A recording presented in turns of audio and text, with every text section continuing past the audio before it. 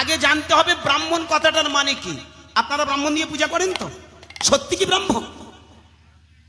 আপনারা মনে করেন যদি ব্রাহ্মণ দিয়ে ঠাকুর ঘরে পুজো করানো যায় তাহলে আপনার ঘরে শান্তি ফিরে পাবেন। আপনারা যদি মনে করেন যে ব্রাহ্মণ দিয়ে যদি আমার ঠাকুর ঘরটাকে সুন্দর করে সেবা পূজা করানো হয় তাহলে আমার ঠাকুর সন্তুষ্ট হবে না।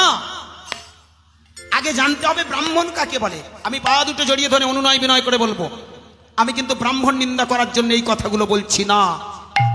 আপনারা বেদ পড়ুন, শাস্ত্র পড়ুন, সিদ্ধান্তে আসুন। আমি আবার বলবো, যদি কারুর মনে কোনো প্রশ্ন আসে, যদি কারুর মনে কোনো সংশয় হয়, দয়া করে গানের শেষে আপনারা আমার সঙ্গে দেখা করবেন। আপনিও গ্রন্থ পড়েছেন, আমি গ্রন্থ রেফারেন্স দিয়ে যাব, এভিডেন্স দিয়ে যাব। আমি বারবার বলছি আপনারা দয়া করে আমার কথাগুলো শেষ পর্যন্ত শুনবেন। কথাগুলো খুব দামি কথা, ভালো করে ভাববেন। আমার নিমাই চাঁদ একটা ব্রাহ্মণ সন্তান, কিন্তু ব্রাহ্মণ সন্তান হয়ে দেখেছিল এরা ব্রাহ্মণ নয়। কারণ যারা ব্রাহ্মণের জায়গায় দাঁড়িয়ে যাদের ব্রহ্ম জ্ঞান নেই, যারা মানুষকে শোষণ ছাড়া সমাজটাকে শোষণ করে বেড়াচ্ছে, সেই মানুষগুলো আজকের সমাজটাকে পঙ্গু করে রেখেছে।